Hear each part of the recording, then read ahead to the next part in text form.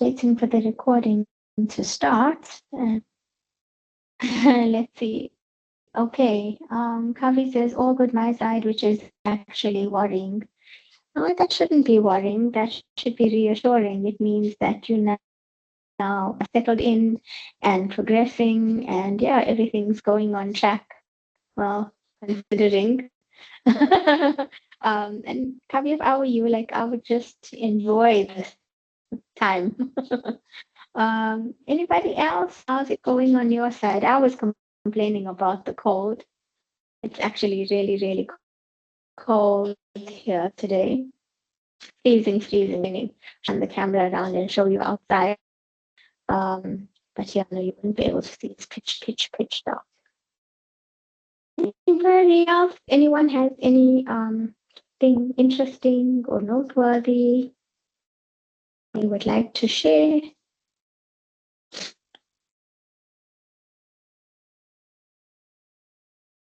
Okay, well, if or while you are doing so, we can get started. So we've completed now Learning Unit 1, and we are progressing through Learning Unit 2, which looks at the process of curriculum development. So if you started looking at your assignment 1, you will see that you start in the assignment also unpacking the different curriculum development models. And what's important is that at this stage, you are not yet developing curriculum.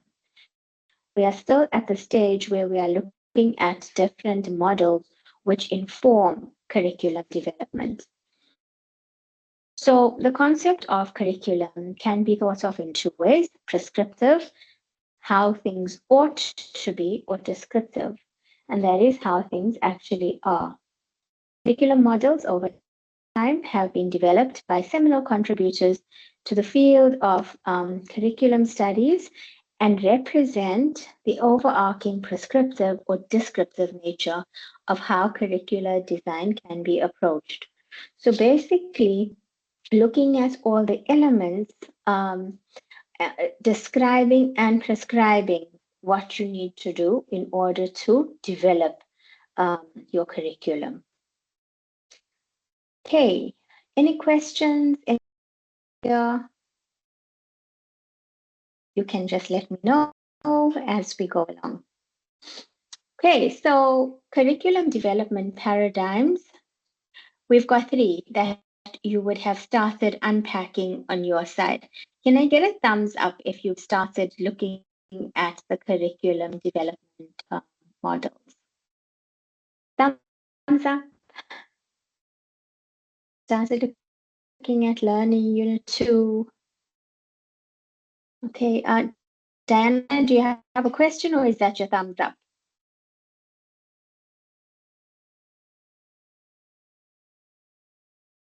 Okay, I think that was the thumbs up. Great. Anybody else started unpacking and looking at? I uploaded quite a few resources. No problem. I figured it was a thumbs up.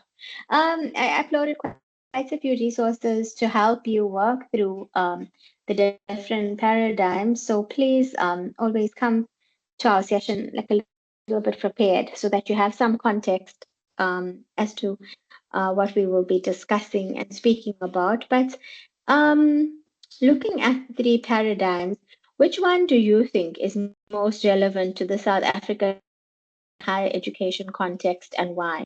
Product, process, or praxis? So I will give you 6 minutes to type a response. It's now 41 minutes past 7. So by 47 minutes past 7, if you could please type a response. If you've not looked at Learning Unit 2, which will make me quite disappointed, but I do understand life gets hectic at certain points. So even if you haven't yet got a chance, and then you kind of just looking at the words and thinking about the South African higher education context and some of the things that we were speaking about in our last session, maybe you can take a guess and just explain why, you're saying what you are. So 6 minutes and then by then please type a response. And it's nice if everybody contributes. There are no wrong answers, but everybody needs to also share their ideas, and in so doing, we learn together. Not to put you on the spot, but yeah, like if you could please put the response. Thanks.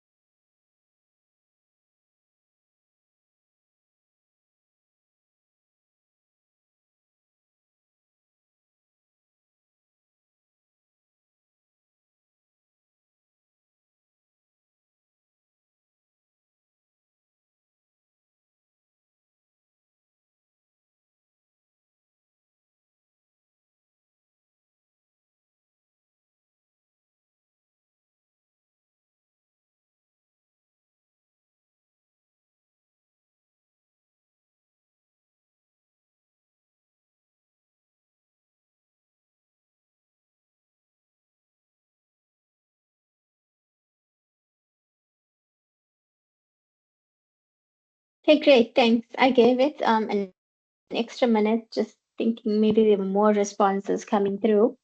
But yeah, I do think maybe just a little bit more deeper unpacking and understanding of the models is necessary because, for example, if you think about product models, they are quite prescriptive and mostly focus on predetermined purposes and technical specifications of the qualification. So you need to read a little bit more of O'Neill 2010 and also look at the examples of product models and approaches, such as Tyler, and then we have Bobbitt's scientific schooling. And I think that one, those you can read more in Hewitt, and that's Hewitt 2006. So if you look at those product models, you note that there's four key elements that are the focal points of curriculum design, and those are objectives, knowledge, experience, um, and evaluation. And the central beliefs in product approaches are that students should know facts, master skills, and acquire prescribed values through the curriculum. But there's not much space left for individual development. So, product models have come under criticism.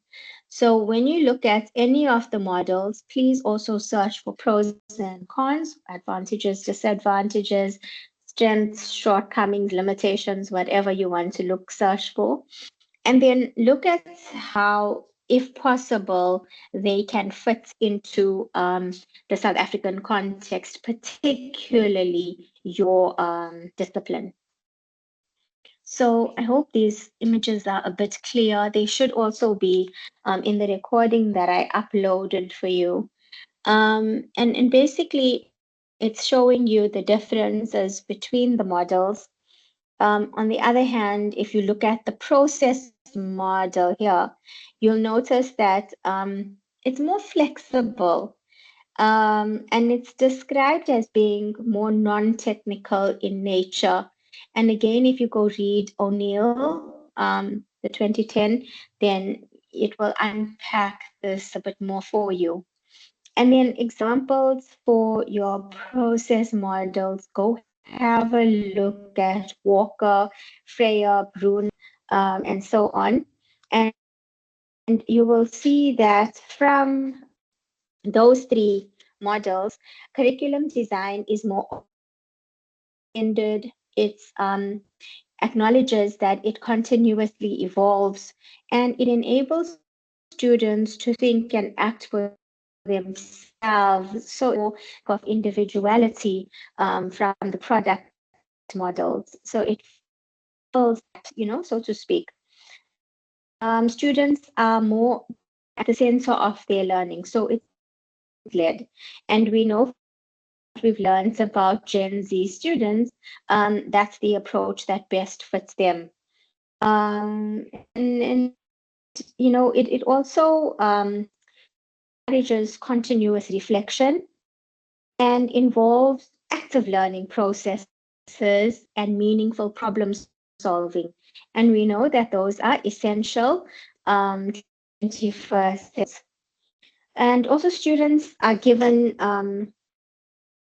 in process models, they given the opportunity to negotiate with the lecturer because the curriculum is presented as a guideline, and it needs to be developed through exploration rather than prescription. And teaching strategies are often more independent and also self-assessment within product models, of process models are encouraged. Okay. Um, and the last one, when you're going to unpack it more, and I see it was what most people chose here. Basically, it's a process, the praxis model is a process of taking action in practice, whilst at the same time acting within the theoretical framework of thought. So it means that theory and practice become one unit. There's that symbiosis that exists.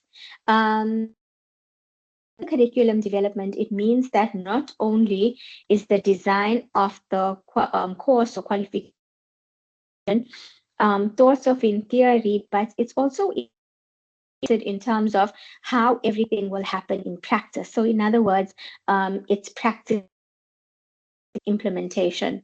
So, please go and watch the record and read up more and have a look at all the resources that I've uploaded for you so that you develop an in-depth understanding of these different models and then obviously which one will be more suitable. So the resources are there, and then also conduct any additional research that you will need to conduct to deepen your understanding.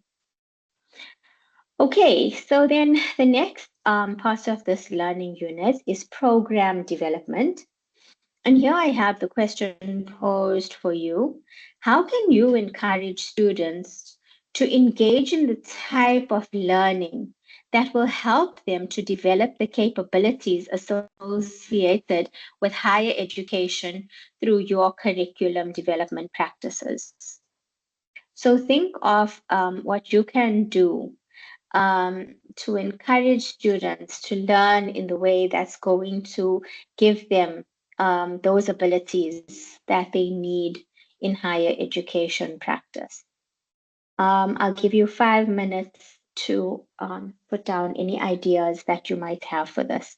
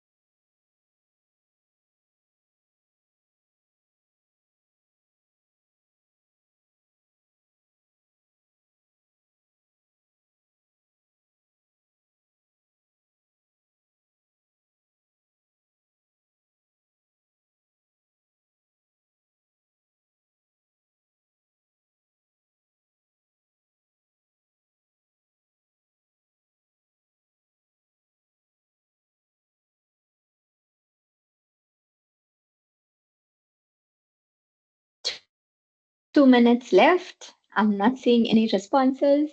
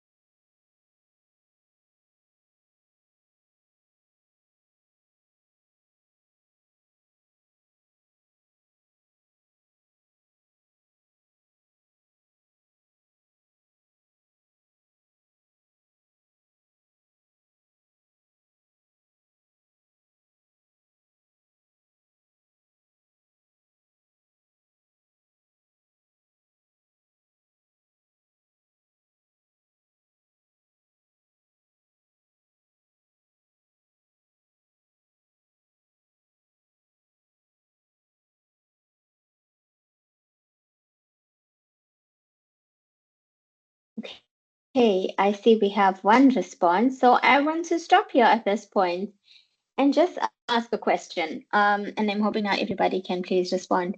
Just tell me one thing that you learned over the past week pertaining to curriculum studies. Any one thing that you learned in the last week about curriculum studies. Oh, okay. I see two more responses while I'm reading those. If everyone else could just post in the chat. Um, yeah, okay. All right. Yeah, I see that. Yeah, just post one thing that you learned this past week um, about curriculum studies. Anyone thing. And in the meantime, I just wanted to see posted.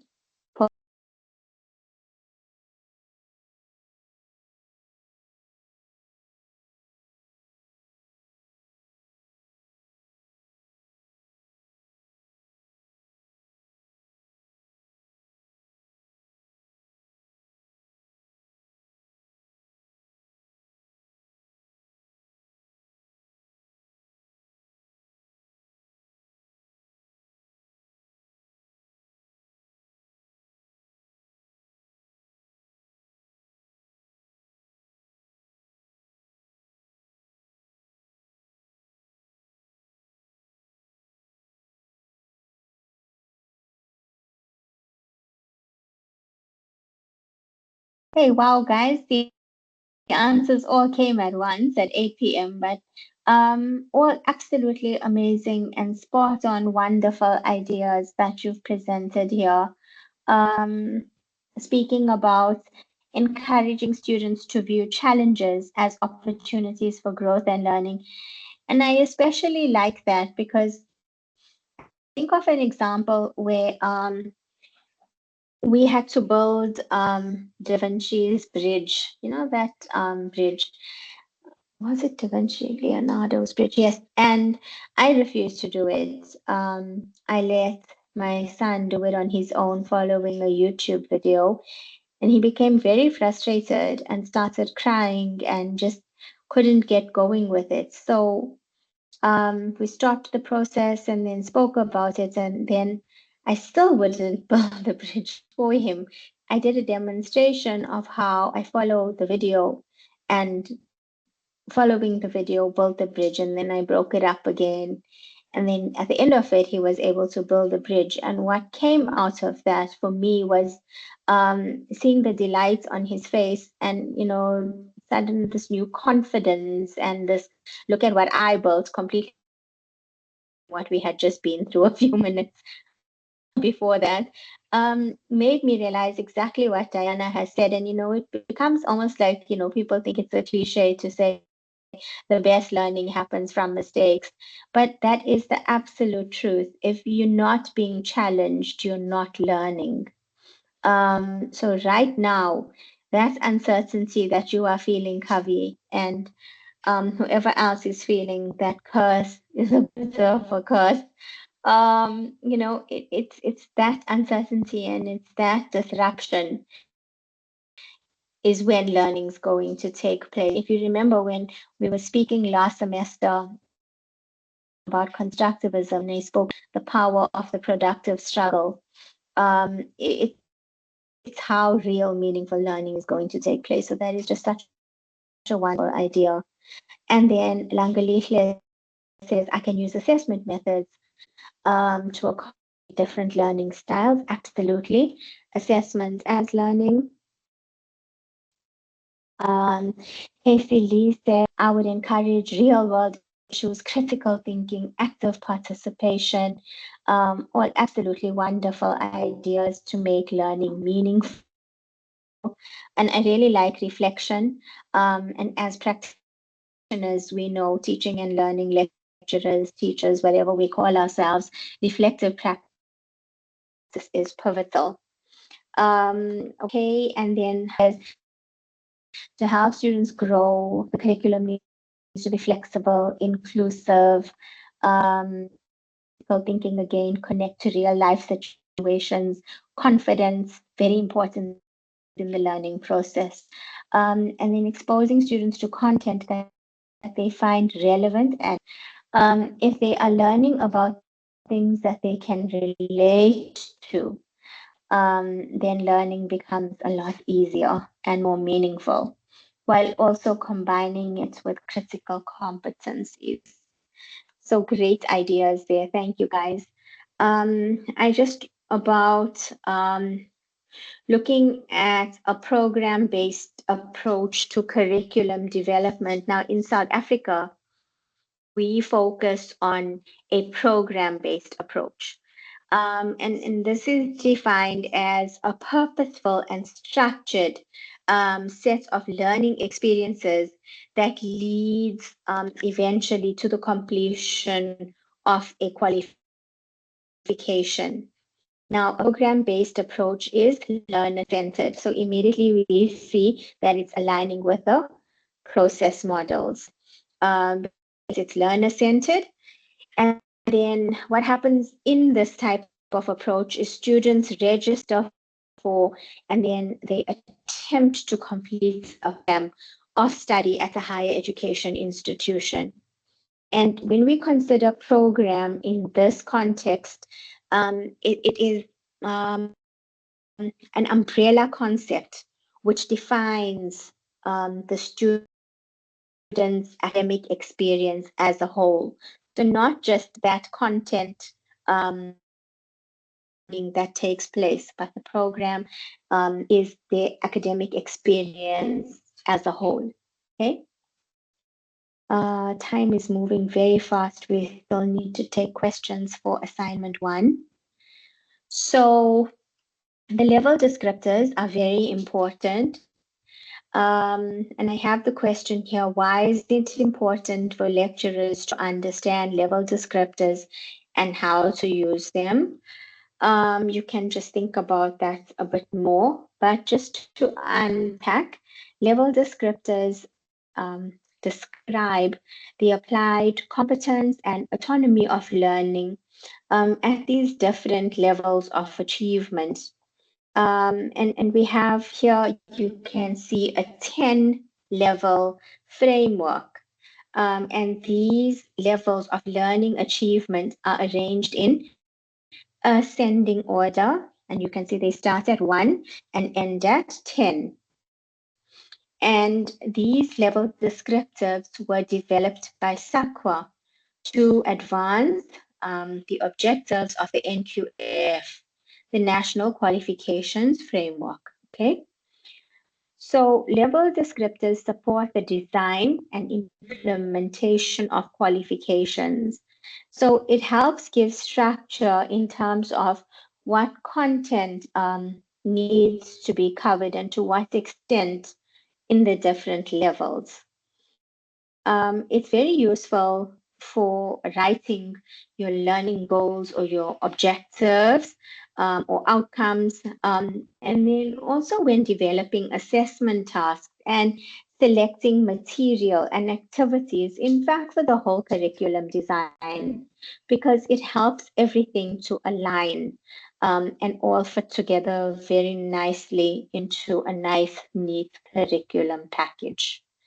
Okay, so that is your levels and your level descriptors, starting at 1 and ending at 10.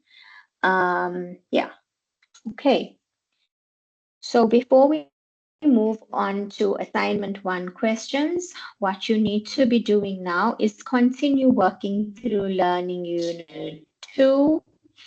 Um, I know sometimes it's a bit of a struggle because concepts are so abstract, and especially with models and theories. I remember when I did my PGCE, that was the thing I found most challenging was understanding these models and theories and how everything fits together.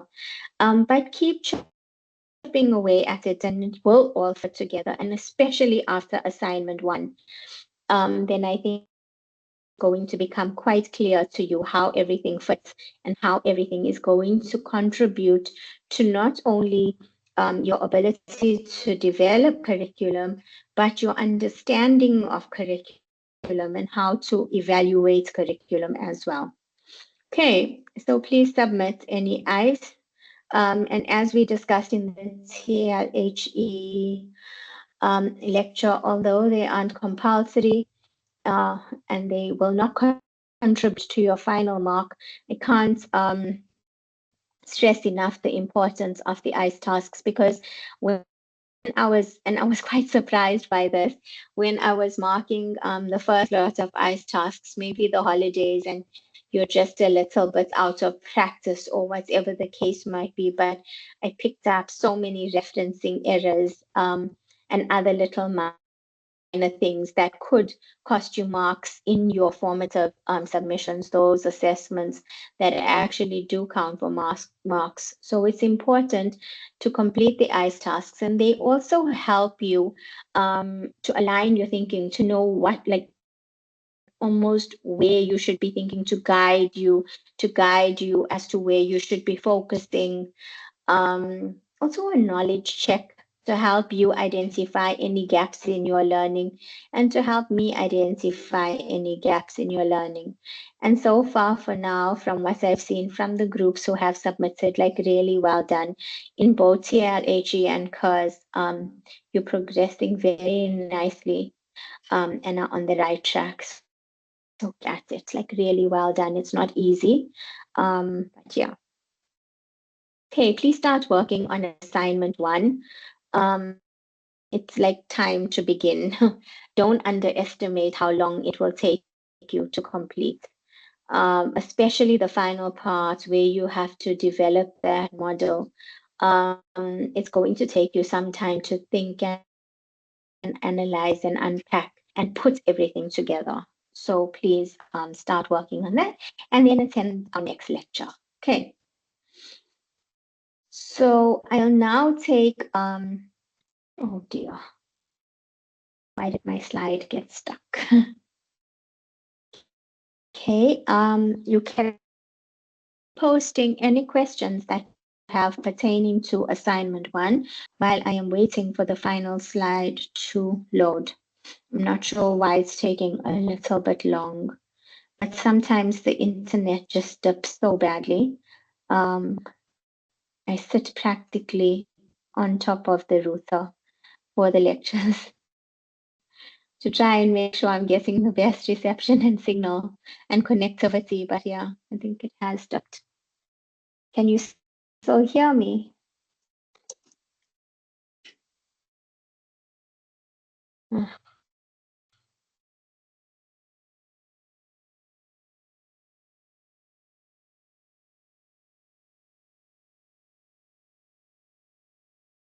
no, what's going on now?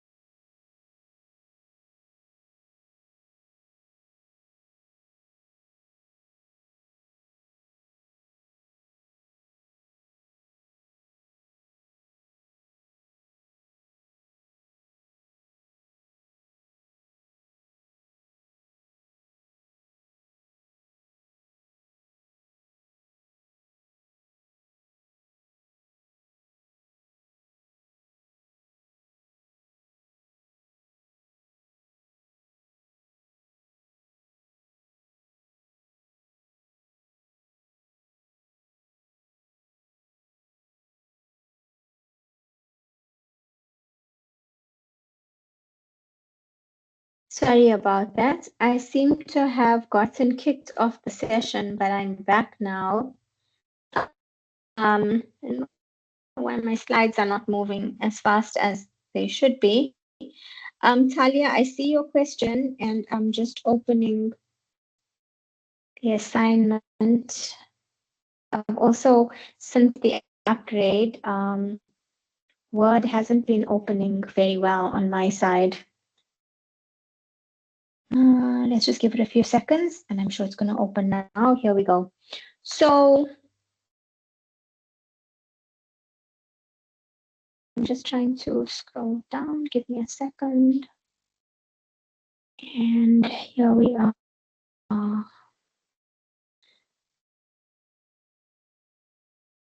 Okay,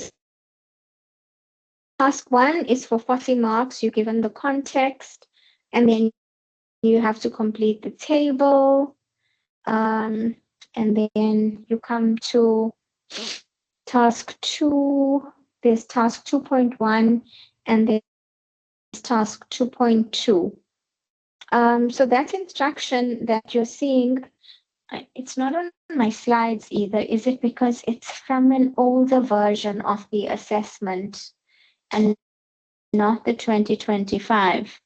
So the 2025 assignment 1 for CURS is that all task 1 and 2 are completed in your group.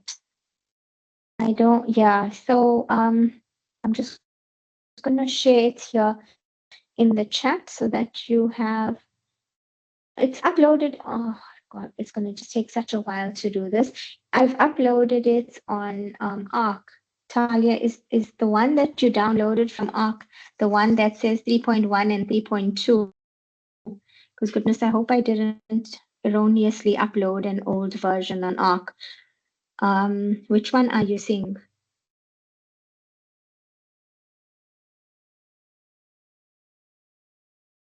But basically, to answer your question, all quest task 1 and task 2.1 and 2.2 are completed in your group.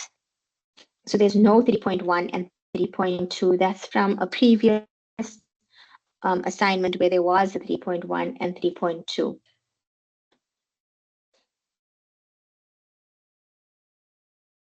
Okay, other questions?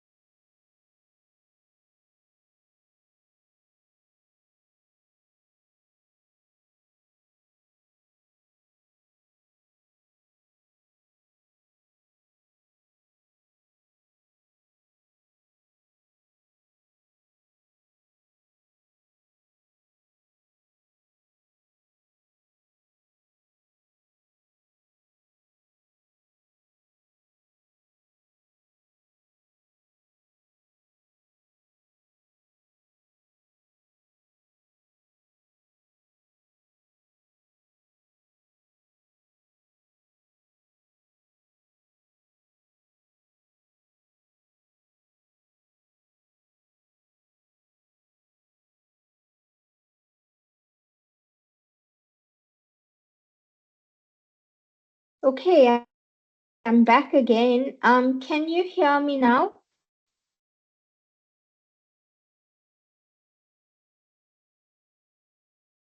Sorry about this. I'm not even sure what's going on. Um, okay, but okay, here we go. I see your questions now. Do you comment on the ICE tasks if there are issues you pick up within a group? I'm not sure what you mean, Cabello. Can you elaborate, please? In the meantime, for the assignment, it says to complete. Okay, Talia, I responded to that. I'm not sure if you heard me. I said just let me know where you saw that instruction because it's from an older assignment where there was a task 3.1 and 3.2. This assignment doesn't have that. It only has task 1 and then it has task 2.2.2, all of which you complete in your see that in the recording that I uploaded. And I also uploaded the correct assignment on ARC. So just go check. And then you can just pop me an email and let me know that you found the one, please. Okay, Kavi, when we have to choose a model and justify, could this be an individual response? So member one feels product is best and the other group members say process as an example. Kavi, I think as you discuss it in a group, you will reach consensus on this one. I have no doubt. It's almost like having the conversation between constructivism and behaviorism. Not saying, that there's definitely, okay, maybe I am, but yes, you should reach consensus on that one. So on page 3, 2025, I just had my assignment open, but I'll double check for you now. Let me just open it. On page 3. Mm, that's page 4. Oh, I see that. No, that instruction should have been removed. So no, that instruction where it says part of this assignment is collaborative and so on. I'm actually just going to mark it in red because it needs to be removed. Apologies for that. It's from an old assignment. It shouldn't be in this one. Okay, so yeah, it's task and task 2, 2.1 and 2.2, and both are completed in loop. Okay, another question. So next, you asking a question, explain or what you adopted, adapted, and why your decisions are suitable for your discipline. Was there a question there? Did you want me to explain that again? Did you ask a question about that further up? No, I don't see. Okay, please let me know if you just want me to explain that to you. And then Talia says in task 1, examples of models. What are you looking for here? Is this in regards to our discipline? Let me see. Examples of models in task 1. Oh, yeah, no, those are examples of the different product models and the different process models. So you just need to provide some examples of product models and some examples of process models. Okay, can anyone hear anything? Okay, it looks like it's saying the first part of the summative is a group task. No, Kavi, it's not saying that. Like I explained, that is just an instruction from, it should have been removed. It's not relevant to assignment 1 or assignment 2 or any assignment. It just shouldn't be there. In reference concepts, understanding, and application. If there are any concerns with Cabello, I'm assuming now we're back to ICE tasks. I just want to go back up question because I not entirely remember what you asked. Do you comment on the ICE task if there are issues you pick up within a group in terms of concepts, understanding, and application? If there was a concern, then yes, I would comment on that, and I would provide you with feedback. Yeah. But generally, the ICE task, like I say, is more an opportunity for you to engage with the concepts and unpack your understanding of them. Because as you know, when we come to the assignments, then it's time for application. So the ICE tasks are more for understanding, yeah, and engaging with the content and the material and the readings and all of that. But I haven't picked up any issues with groups in the iTalk unless somebody emails me and says, like, I have a group member who's not participating, or, something like that. And then we handle those on a one-on-one case. But generally, in an ICE task, like, no, I haven't picked up anything like that. Okay, so let's go back to the assignment one. Are there any other questions? Anything else that's not clear? I hope that instruction didn't cause too much of confusion. Thank you, Salia, for raising it. But yeah, just delete it, ignore it, and follow what's on my recording. Anything else that's not clear? Sunette, coming back to you, you posted that little screen grab. Explain what you adapted. Oh, 3.1. I see what you wanted there. It's task, it should be 2.1, and why your decisions are suitable for your discipline. Is that what you were meaning? It should be 2.1, not 3.1. I'm going to go and highlight that as well because that needs to be changed. Okay.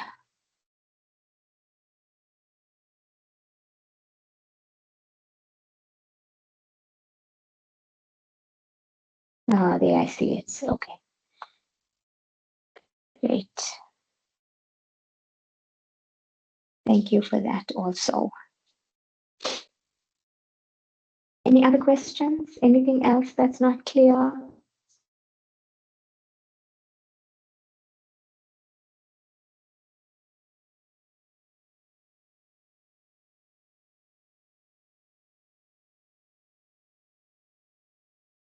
If all is good, can I get a thumbs up, please?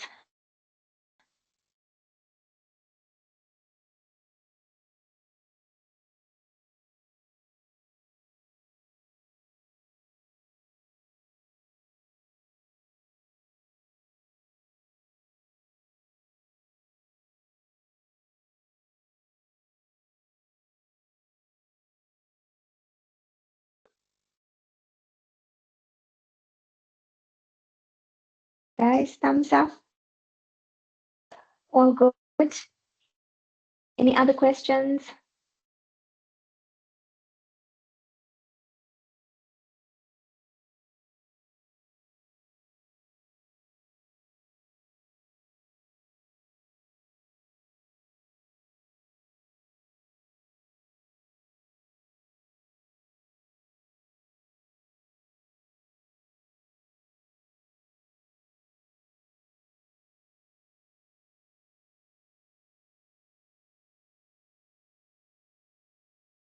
Okay, sorry about that. Teams keeps kicking me off. I don't know what's going on, but okay. Just so that's it, no questions. Okay. I figured that out and then I explained it's supposed to be 2.1 and 2. Sorry about that. Did you hear that explanation? Jeanette? And then is there specific dimensions you want us to cover with our developed model? Talia, I'm not sure what you mean when you say specific dimensions. Can you elaborate, please? You can unmute and explain if you need to, because we're almost out of time. Hi, Dr. Naz. Just for task 2, For B, it says list bullet points with steps or processes followed in your model or explanations of different elements or dimensions of your model. So I'm wanting to find out, is there specific elements that you're wanting us to touch, or we just need to follow the rubric? There's nothing specific really that you have to include. Follow the rubric. And like I said, what I'm putting together, and it's in its last final stages, I'm hoping to have it uploaded by tomorrow, is a little package that's going to help prepare you better for assignment one. And right at the end of the package, included is an example of a submission that a student completed in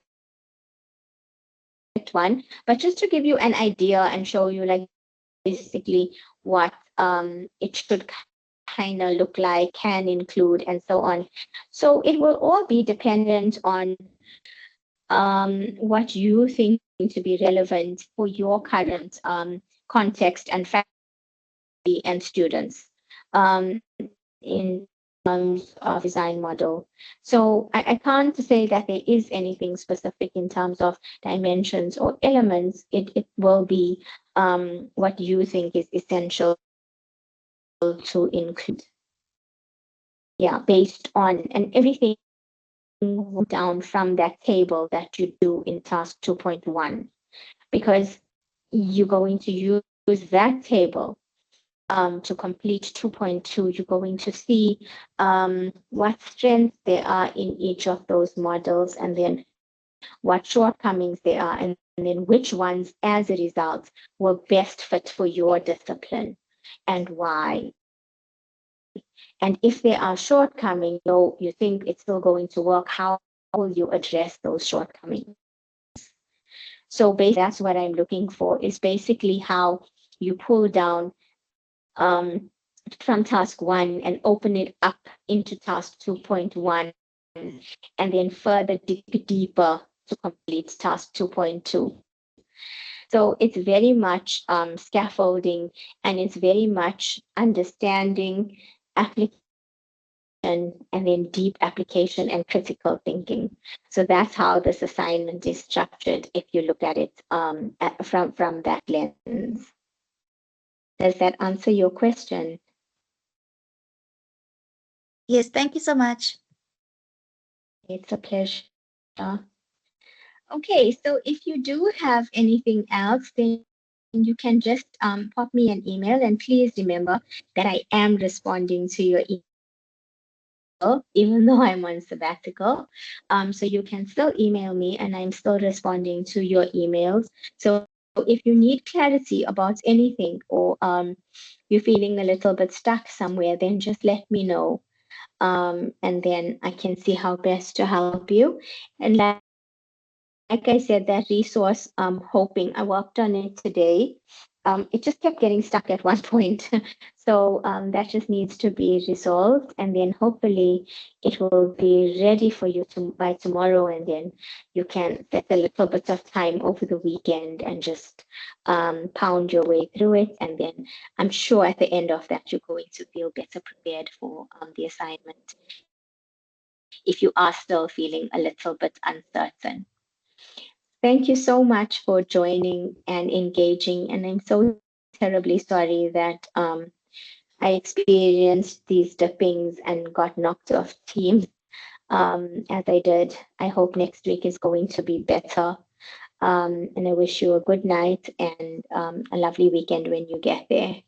Okay, thank you so much. Bye bye, everybody.